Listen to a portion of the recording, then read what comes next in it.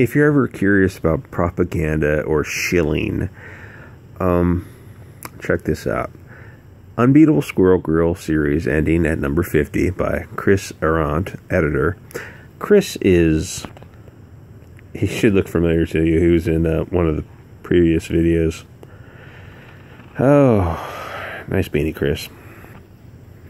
Alright, so that's the author's Twitter page. Don't leave him alone, whatever the typical warning is. Anyway, Unbeatable Squirrel Girl will be ending later this issue with issue number 50, with a celebratory final arc to begin with August number 47. First report of AV Club, this ending is framed not as a cancellation, but as a decision by longtime series writer. How is it not a cancellation? Squirrel Girl, when it opened up with, I think in 2015, with 8 issues. I guess it got canceled after 8 issues, which is pretty sad. And then the same year, it relaunched, and its opening was somewhere in the 20,000s. And I couldn't find the how many. I read the last one, number 44. I couldn't find how many it sold, but in the 30s, it was selling in the low 8,000s. So it's probably in the 7,000 for issue 44, which is the one you can find right now.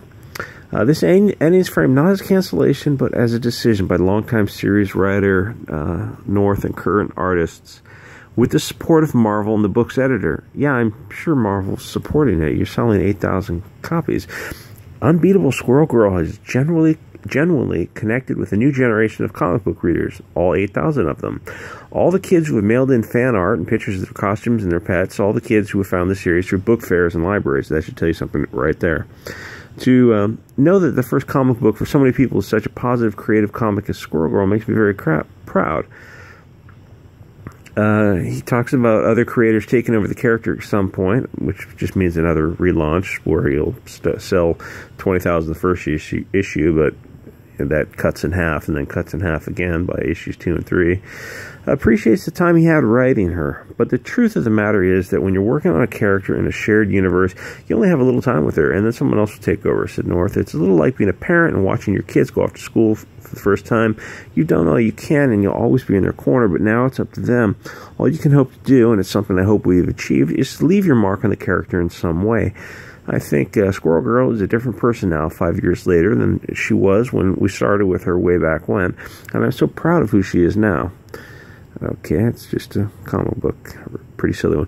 Assuming a normal monthly release schedule, it will be released in November. Is that it? No. Do you allow conversations? That would be... Oh, they do. Six comments for a week-old article. You're not getting a lot of eyeballs. I've enjoyed Squirrel Girl from the beginning, but I think this is also a good time to end it, especially if it's Ryan's decision. It's not. You're probably selling high 7,000s. Sometimes that's for the best. I'll stick around till the end. Great, there's only 6 more issues.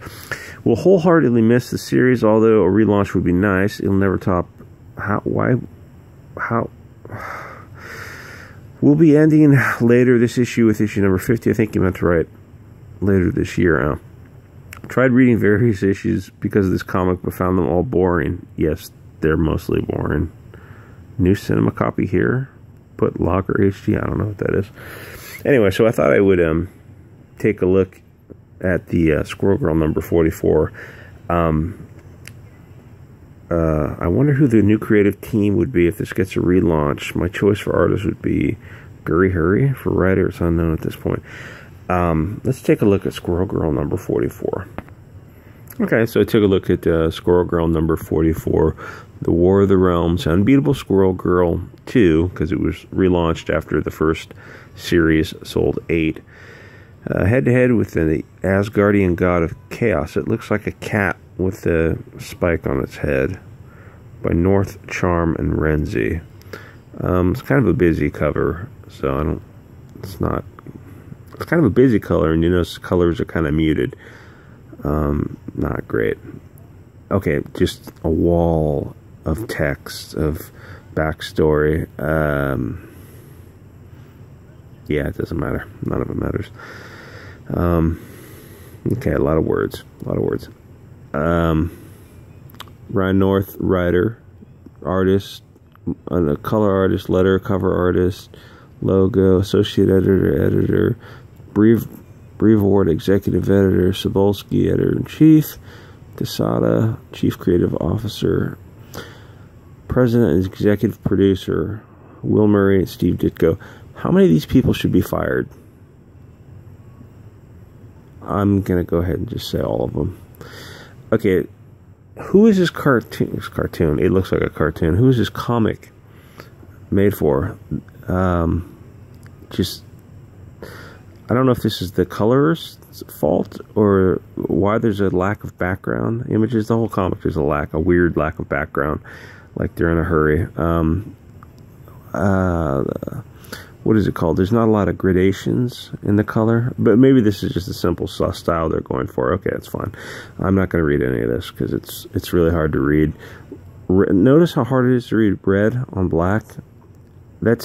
You can only use red on black when you have a character show up for like one page and he doesn't have to say much. He just has to say like, "I'm death," or "Your doom is foretold," something cheesy. Anyway.